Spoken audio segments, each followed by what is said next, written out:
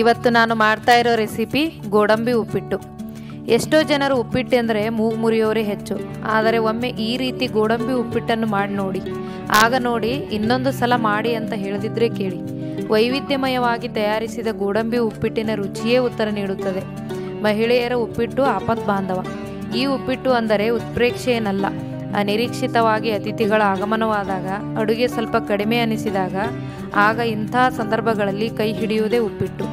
ಕನಿಷ್ಠ ಸಾಮಗ್ರಿಗಳಿಂದ ಅತಿ ಕಡಿಮೆ ಅವಧಿಯಲ್ಲಿ ಅತ್ಯಂತ ರುಚಿಕರವಾದ ಗೋಡಂಬಿ ಉಪ್ಪಿಟ್ಟನ್ನು ಹೇಗೆ ಮಾಡುವುದೆಂದು ಹೇಳುವೆ. ಆದರೆ ಅದಕ್ಕೂ ಮೊದಲು ನಮಸ್ಕಾರ, ಪಾಕಶಾಸ್ತ್ರ ಚಾನಲ್ಗೆ ಸ್ವಾಗತ. ನಾನು ಸುರೇಖಾ ತಳ್ವಾರ್.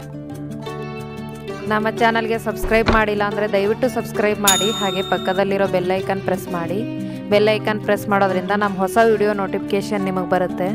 ಗೋಡಂಬಿ ಉಪ್ಪಿಟ್ಟು ಮಾಡೋ ವಿಧಾನ ನೋಡ್ಕೊಳ್ಳೋಣ. ಮೊದಲಿಗೆ ನಾನು ರವೆ ಹುರ್ಕೋತಾ ಇದ್ದೀನಿ. ಒಂದು ಬಟ್ಲಷ್ಟು ನಾನು ಮೀಡಿಯಮ್ ರವೆ ತೊಗೊಂಡಿದ್ದೀನಿ. ಇದನ್ನು ನಾನು ಎಣ್ಣೆ ತುಪ್ಪ ಏನೂ ಹಾಕ್ತಾಯಿಲ್ಲ, ಹಾಗೆ ಫ್ರೈ ಮಾಡ್ತಾಯಿದ್ದೀನಿ. ಹಾಗೆ ಫ್ರೈ ಮಾಡೋದ್ರಿಂದ ಎಲ್ಲ ರವೆನೂ ಚೆನ್ನಾಗಿ ಫ್ರೈ ಆಗುತ್ತೆ. ಈಗ ನಾನು ತುಪ್ಪದಲ್ಲಿ ಮಾಡ್ತಾಯಿದ್ದೀನಿ, ಎಣ್ಣೆಯಲ್ಲಿ ಕೂಡ ಮಾಡ್ಕೋಬೋದು. ಒಂದು 2 ಟೇಬಲ್ ಸ್ಪೂನ್ ಅಷ್ಟು ತೊಗೊಂಡಿದ್ದೀನಿ ತುಪ್ಪ. ಇದಕ್ಕೆ ಮೊದಲಿಗೆ ನಾನು ಗೋಡಂಬಿ ಹುರ್ಕೋತಾ ಇದ್ದೀನಿ. ಗೋಡಂಬಿ ಸ್ವಲ್ಪ ಲೈಟ್ ಬ್ರೌನ್ ಕಲರ್ ಬರೋವರೆಗೂ ನಾವು ಇದನ್ನು ಫ್ರೈ ಮಾಡ್ಕೋಬೇಕು. ಲೋ ಫ್ಲೇಮಲ್ಲಿ ಫ್ರೈ ಮಾಡಿಕೊಂಡ್ರೆ ಚೆನ್ನಾಗಿ ಫ್ರೈ ಆಗುತ್ತೆ. ಹೈ ಫ್ಲೇಮಲ್ಲಿ ಇಟ್ಕೊಂಡ್ರೆ ಮೇಲೆ ಹೊತ್ತು ಹೋಗುತ್ತೆ, ಒಳಗಡೆ ಅಷ್ಟು ಚೆನ್ನಾಗಿ ಫ್ರೈ ಆಗೋದಿಲ್ಲ. ಹಾಗಾಗಿ ನಾನು ಲೋ ಫ್ಲೇಮಲ್ಲಿ ಇಟ್ಕೊಂಡು ಮಾಡ್ತಾ ಇದ್ದೀನಿ.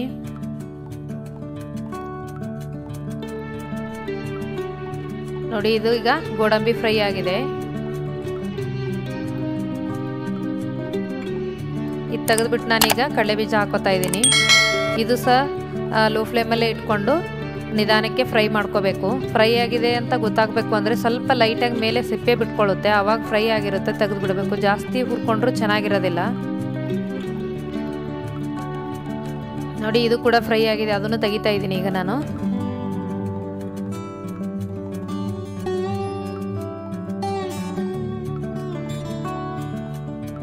ಈಗ ನಾನು 1 ಟೇಬಲ್ ಸ್ಪೂನ್ ಅಷ್ಟು ಉದ್ದಿನಬೇಳೆ ಹಾಕೋತಾ ಇದ್ದೀನಿ.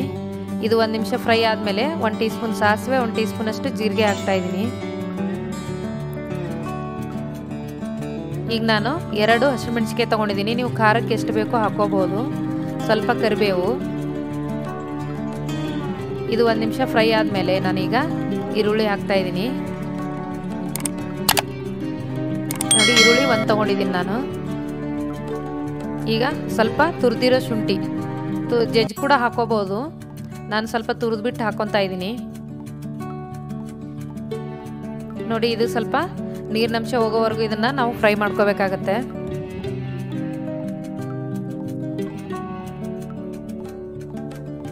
ನೋಡಿ, ಈರುಳ್ಳಿ ಈಗ ಫ್ರೈ ಆಗಿದೆ.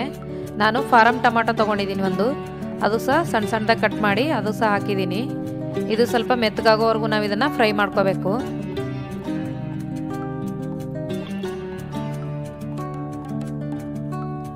ಈಗ ನಾನು 2.5 ಬಟ್ಲಷ್ಟು ನೀರು ಹಾಕ್ತಾ ಇದ್ದೀನಿ. 1 ಬಟ್ಲು ರವೆಗೆ 2.5 ಬಟ್ಲು ನೀರು. ರವೆ ತೊಗೊಂಡಿರೋ ಬಟ್ಲು ಈ ಗ್ಲಾಸು ಒಂದೇ ಅಳತೆ ಇದೆ, ಹಾಗಾಗಿ ನಾನು ಗ್ಲಾಸಲ್ಲಿ ಹಾಕ್ತಾ ಇದ್ದೀನಿ.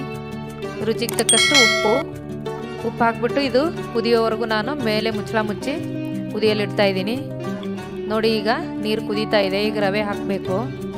ಇದು ರವೆ ಹಾಕ್ತಾ ಹಾಕ್ತಾ ಹಾಗೆ ಕೈ ಆಡಿಸ್ತಾ ಇರಬೇಕು, ಯಾಕಂದರೆ ಗಂಟಾಗ್ಬಿಡುತ್ತೆ. ಹಾಗಾಗಿ ಹಾಗೆ ಕೈ ಆಡಿಸ್ತಾ ನಾವು ಇದು ರವೆನ ಹಾಕೋಬೇಕು. ನೋಡಿ, ಸ್ವಲ್ಪ ಕುದಿಯೋವರೆಗೂ ನಾವು ಅದನ್ನು ಕೈ ಆಡಿಸ್ತಾ ಇರಬೇಕು. ಕುದಿಯೋಕ್ಕೆ ಸ್ಟಾರ್ಟ್ ಆದಮೇಲೆ ಮುಚ್ಚಳ ಮುಚ್ಚಿ ಈ ಥರ ಬೇಯಿಸ್ಕೋಬೇಕು. ನೋಡಿ, ಎಷ್ಟು ಸಾಫ್ಟಾಗಿ ಚೆನ್ನಾಗಿ ಬೆಂದಿದೆ.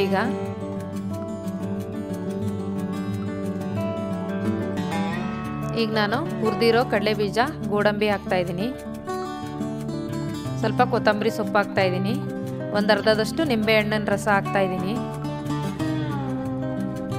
ಇದು ಕರೆಕ್ಟ್ ಮೆಜರ್ಮೆಂಟ್ ಅಂದರೆ 1 ಬಟ್ಲು ರವೆಗೆ 2.5 ಬಟ್ಲಷ್ಟು ನೀರು. ನಾವು ಯಾವ ಅಳತೆ ಬಟ್ಲಲ್ಲಿ ತೊಗೊಂಡಿರ್ತೀವೋ ಅದರಲ್ಲಿ 1 ಬಟ್ಲು ರವೆಗೆ 2.5 ಬಟ್ಲು ನೀರು ಕರೆಕ್ಟ್ ಆಗುತ್ತೆ. ನೋಡಿ, ಈಗ ಉಪ್ಪಿಟ್ಟು ರೆಡಿಯಾಗಿದೆ. ನೋಡಿ, ರುಚಿಕರವಾದ ಗೋಡಂಬಿ ಉಪ್ಪಿಟ್ಟು ನೀವು ಕೂಡ ನಿಮ್ಮ ಮನೇಲಿ ಟ್ರೈ ಮಾಡಿ. ಮಾಡೋದು ತುಂಬ ಈಸಿ ಇದೆ, ಟೇಸ್ಟ್ ತುಂಬ ಚೆನ್ನಾಗಿರುತ್ತೆ. ಚಿಕ್ಕ ಮಕ್ಕಳಿಗೆ ತಿನ್ಸೋಕ್ಕೆ ತುಂಬ ಚೆನ್ನಾಗಿರುತ್ತೆ ಈ ಥರ ಉಪ್ಪಿಟ್ಟು.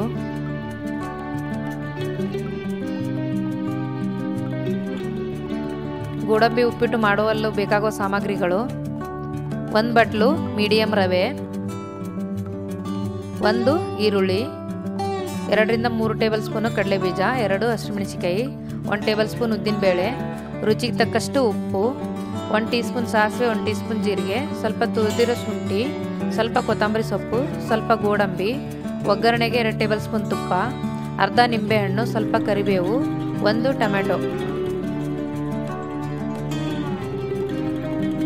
ಈ ವಿಡಿಯೋ ನಿಮಗೆ ಇಷ್ಟವಾದರೆ ಲೈಕ್ ಮಾಡಿ, ಶೇರ್ ಮಾಡಿ, ಸಬ್ಸ್ಕ್ರೈಬ್ ಮಾಡಿ ಹಾಗೂ ಪಕ್ಕದಲ್ಲಿರೋ ಬೆಲ್ ಐಕಾನ್ ಪ್ರೆಸ್ ಮಾಡಿ. ಧನ್ಯವಾದಗಳು.